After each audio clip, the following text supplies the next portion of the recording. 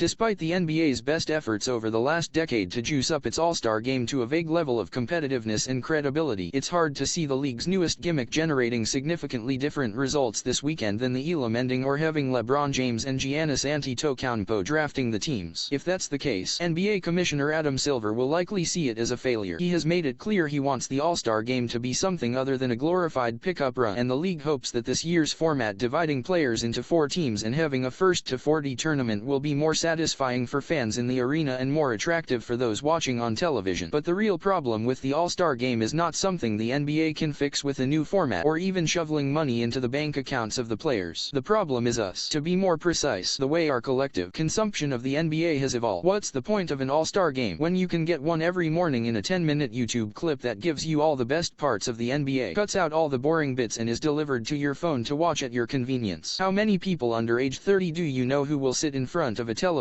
and watch a 2.5-hour NBA game? For that generation, it's almost unthinkable. Sure, the allure of being in the arena and feeling the action in person hasn't changed much over the generations. But if you ask a teenager these days if they're going to watch a game, the typical response is, "Why would I? I'll just watch the highlights later." Nobody understands this phenomenon better than the league itself. During the NBA Cup, Silver gave an interview to a handful of media outlets where he expressly disassociated the league's sagging television ratings from the league's cultural reach. "We're at a point where our social media audience is at the highest of any league and continuing to grow exponentially," he said, according to The Athletic. So, it's not a lack of interest in this game. Silver is right. No matter what the ratings say, and clearly the NFL overwhelms everyone in that department, the NBA is unquestionably the most potent cultural force in American sports. And it's not limited to this country. Walk through any city in Europe or Asia these days, and the number of young people you'll see wearing NBA merchandise dwarfs any of our other sporting exports. But a huge part of what makes the NBA so popular these days is also what makes the All-Star game so superfluous. Just consider for a moment that the NBA's official 13-minute highlight package of the Los Angeles Lakers game against the Utah Jazz from Monday night has 3 million views on YouTube, not to mention millions more views on copycat highlight channels, highlights that specifically tracked Luka Doncic's debut, and highlights of every other game played in the NBA that night. That is a staggering number of people who, every day, are consuming professional basketball primarily, if not exclusively, through games that are cut down to mostly slam dunks, fast breaks, and three-pointers. Every now and then, they might throw in a good defensive play, too. It's a great way to understand what happened in an NBA game without having to invest more than 2 hours watching one. But it's also, in a way, corrosive to people's expectations of what the experience of watching sports is supposed to be. For those of us who grew up before there was internet access in nearly every home, being a fan meant investing in all of it: the good nights, the bad nights, the fouls, the timeouts, the stretches of missed shots, the commercials, and all the rest of it, along with whatever magic Michael Jordan was producing for the Chicago Bulls. The NBA All-Star Game was special precisely because it stood out from the drudgery of the 82-game regular season. It was just all the good parts and the great players turning their routine talents into an endless series of highlights. That's the only thing about it that was ever inherently great, not that the All-Star Game had some existential meaning or that players were super competitive in that environment, but because it was different. Now, as the league's TV ratings slide but its social media reach explodes through a never-ending stream of easily consumable highlights, there is no way to fix the All-Star Game because it would require a return to exclusivity that the NBA knows would be bad for business. Among all the great things the league has done over the last 15 years, nothing has been more transformative for its brand and popularity than embracing social media, new media, and making sure the talents of its players are seen across the globe.